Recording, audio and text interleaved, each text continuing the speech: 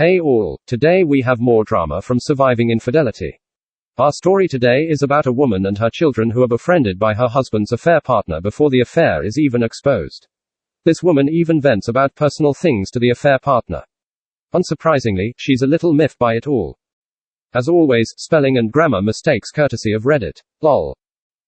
Don't forget to like and subscribe. It helps this channel grow. Thank you.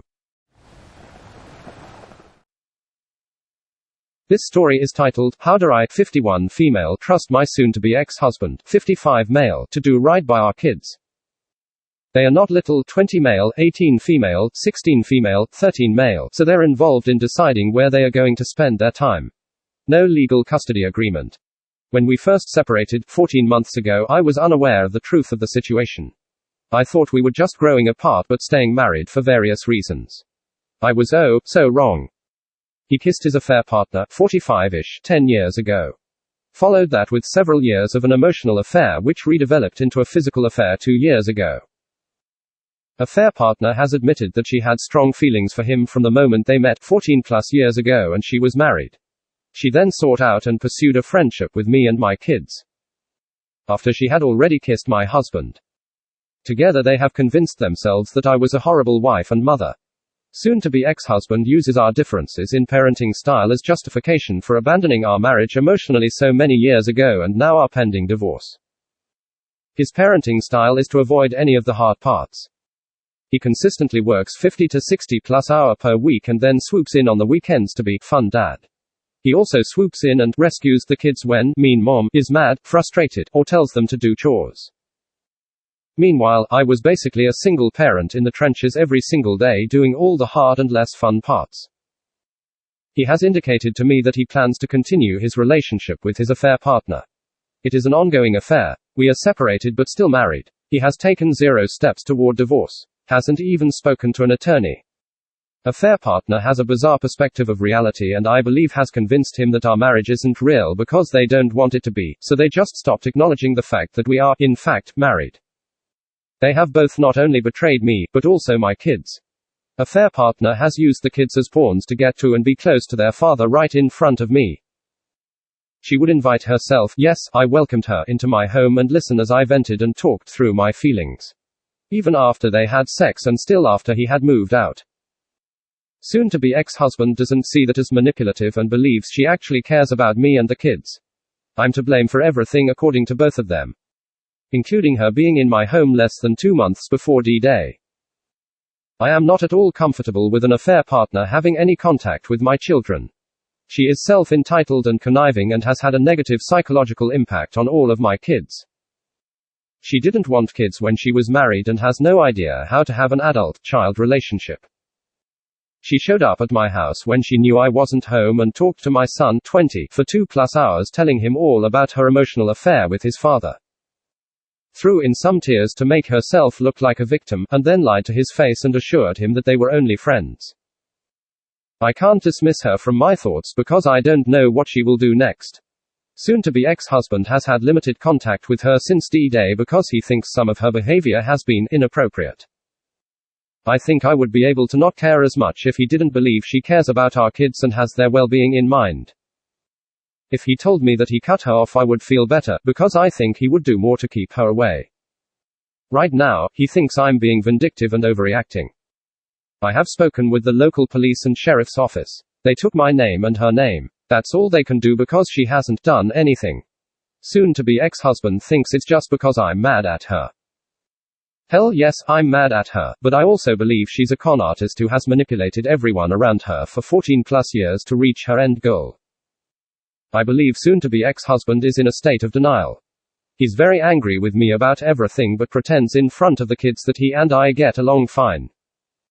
If I tell the kids differently, he thinks I'm exaggerating and being dramatic. He doesn't admit to himself that he has betrayed the kids as well as me. Bottom line, I don't trust him to do what's best for our kids. He's an okay dad, more like Mayor, not a great dad. He makes time for them when it's convenient for him and when he benefits. Otherwise, his work and activities get top priority. That's been his MO since the beginning. Update. My 3 older kids know everything, 13-year-old knows a watered-down version. D-Day was 4 months ago. I have talked with one attorney so far and plan to talk to a few more and a financial advisor or two. Most finances are still joint for a few reasons. I initiated and arranged joint counseling sessions to work towards amicable co-parenting while we figured things out. Decided to quit spending time and money on the 2 months ago. When he admitted in a session that he knew 5 to 7 years ago that he was done with me but didn't do anything to end it. That's when I realized the degree of his betrayal and lack of any caring or compassion. He has no remorse, so forgiveness will probably be slow. His idea of amicable co-parenting is me getting over it and everything is swept under the rug. He expects me to just shrug it off and accept it. Meanwhile, he does nothing different. I will initiate a divorce if he doesn't, but I want to make sure all my ducks are in a row first. I'm not going to decide anything before I talk to several advisors to find the best route forward for me and my kids. I will be divorcing him for my benefit, not his. I don't care if he's happy or not.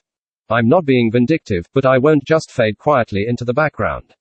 I will not sacrifice my kids' financial security or my own happiness for the sake of appearing amicable. Lots of college and car expenses for the next 9 to 10 years. And I will not pretend to be friendly to him or her to make either of them less uncomfortable. Now I'm just venting. But seriously, one of my biggest issues right now is that he is now in full fun dad mode. Chores, appointments, necessary errands, etc. all get low priority with him. It's all about the next adventure. In the middle of a global pandemic, I don't agree with the choices he's been making with the kids. I have asked him on several occasions to cut back on outings. He says he will but rarely does. I guess that's something that will have to be discussed with the custody agreement. Comment 1. Lawyer up and document everything. And if you can get video evidence. If possible, have cameras and voice-activated recorders around. When she does shady things, document it, then expose it. Start the divorce process once you get evidence to work with. The better the evidence, the faster you can start the process, but you want tons of evidence. You might want a PI to catch them cheating at her place. You cannot have enough evidence. If you have a video of her telling your husband how great his wanker is, post that sucker on social media and send it to everyone in her family, friends, neighborhood, and even her work. Make her understand the consequences, and if you nuke her life, then play stupid games, get stupid prizes. If you get a PI and have a video, edit that pic to avoid any revenge video laws and put that on blast to everyone and everyone that everyone knows. Then when you have the evidence, explain to the kids how the affair partner is controlling your father and wants to destroy their family. Yeah, this is very crappy, but they are doing the same thing and you have to defend yourself. And when you have the evidence, shame your husband to his friends, family, and work. I didn't see a route where you could productively recover the marriage or co-parent. That leaves priming the nukes for the nuclear option. But again, you need evidence. Reply from Op. I live in a no-fault state. Evidence of the affair is not going to do me much good. Most judges don't care and don't want to hear it. All I have right now is credit card statements showing how often he ran errands in her suburban area as opposed to the 2 other closer locations that he could have gone to. He thought he could get away with not really lying if he just ran his errands closer to her house.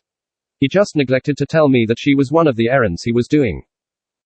Plus, frequent gas station stops only 2 miles from her house, a whole lot of restaurant charges that look to be about a 2-person amount. Several down in her area or downtown. It looks like they met for lunch often, but no proof that it was her. I also have been in contact with her ex-husband.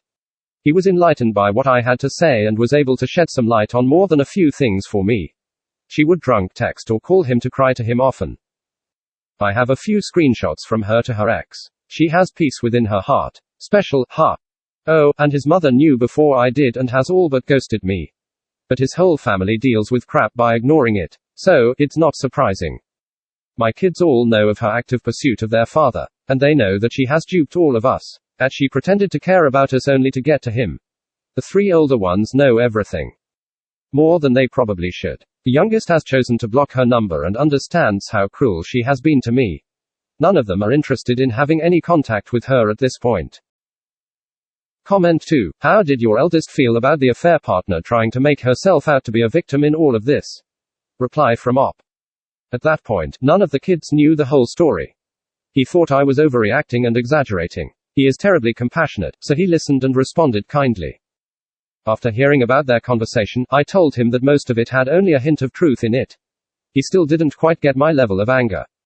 It all came out the next day. He now understands all of my extreme emotions and her twisted way of framing it all. I don't know for sure how he feels about her other than he's angry about his father's and her selfish decisions. Thankfully, my son has a great therapist to talk things through. Comment 3. Main questions. Do your children have any contact with her? Is she going along on their adventures? Is your husband delaying the divorce so he doesn't have to pay child support, or is he still supporting your family fully while living someplace else? By the way, sorry you are dealing with this. I just read the past posts and that is crazy that she sent you a happy anniversary message while keeping with your husband. Reply from Op. Up until D-Day she was almost always going on the adventures. Her attendance increased steadily over the last several years. Before he moved out, I believe he would often choose activities that he knew I wouldn't want to participate in and told me of his plans often only about 20 minutes before he planned to leave. He knows I'm not often keen for spontaneous activities. I was also often frustrated because the adventures often took priority over household chores and yard work. How many weeks can go by before he mows the lawn? My declining to participate made me look like the bad mom for not wanting to go have fun with him and the kids. I also believe that she was aware ahead of time because she always seemed to be available and ready to go at a moment's notice. Quite often she would call or text the kids and invite herself along or get them to invite her. I didn't realize how much she had been at his house until just recently. Immediately after he got his house, she was there a lot, playing Susie Homemaker and coming and going like she actually lived there. Sleeping over like it was a slumber party. My children have not seen her since D-Day 4 months ago, except when my daughter saw her at his house, no contact. And then a week later when she showed up to my house and spoke to my oldest in early December. Our finances are still completely co-mingled. The happy anniversary text is evidence that she is evil or at an expert level of mind trickery or both. Thank you so very much for listening.